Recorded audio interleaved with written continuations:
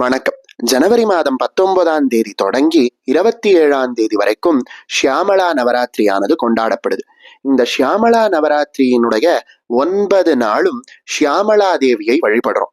சரி, யார் இந்த ஷியாமளா தேவி அப்படின்னு கேட்டான்னா, இந்த உலகத்தையே படைத்து காத்து அழிக்கக்கூடிய ஆதிபராசக்தியாக இருக்கக்கூடிய லலிதா திரிபுர சுந்தரியினுடைய மந்திரியாக இருக்கக்கூடியவள் தான் இந்த ஷியாமளா தேவி. லலிதா சஹஸ்ரநாமத்துல மந்திரினின் யஸ்தராஜ்யதூஹு அப்படின்னு சொல்லப்படக்கூடிய ஒரு நாமம் வருது.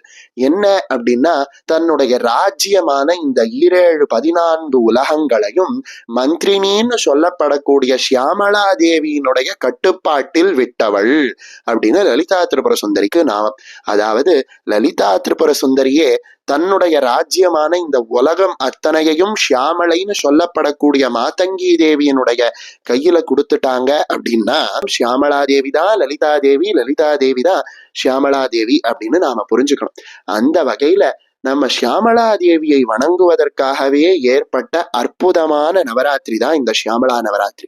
இந்த ஷியாமளா நவராத்திரி விரதம் இருந்து ஷியாமளா தேவியை வழிபடுபவர்களுக்கு என்னென்ன நன்மைகள் கிடைக்கும் அப்படின்னு கேட்டான்னா, தஸ்யவஷ்யா பவந்தி ஸ்திரியா பூருஷா அப்படின்னு காளிதாசர் சொல்றார். அதாவது ஷியாமளா தேவியை யார் பூஜிக்கிறாங்களோ அவருடைய தெய்வீகமான தேஜஸானது வளர்ந்து அவரை பார்த்த மாத்திரத்துல அவருக்கு இந்த உலகம் அனைத்தும் அடிபணியும் அப்படின்னு காளிதாசர் சொல்ற. அது மட்டும் இல்லாம ஷியாமளா தேவியை வழிபடுபவர்களுக்கு என்ன நடக்கும் அப்படின்னு கேட்டான்னா, தஸ்ய கேலீவனம் நந்தனம் அப்படின்னு சொல்றா போல அவர்கள் விளையாடக்கூடிய நந்தவனமாக இந்த பூமி இருக்கா.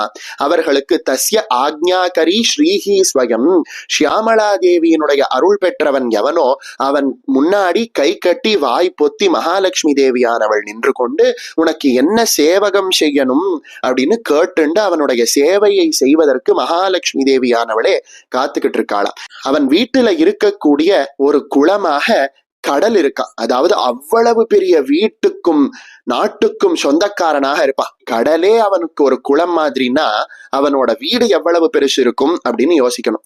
அதனால இந்த ஷியாமளா தேவியை வழிபட்டோம் அப்படின்னா ஆழ்ந்த ஞானம் ஏற்படுது, சாஸ்திர ஞானம் ஏற்படுது, வேத ஞானம் ஏற்படுது, வாழ்க்கை ஞானம் ஏற்படுது, கலை ஞானம் ஏற்படுது, அனைத்து விதமான செல்வங்களும் ஏற்படுது. இந்த உலகத்தில் நம்மளை பார்த்ததும் மற்றவர்கள் வணங்கக்கூடிய அளவுக்கு ஒரு வசிய சக்தி நமக்கு ஏற்படுது.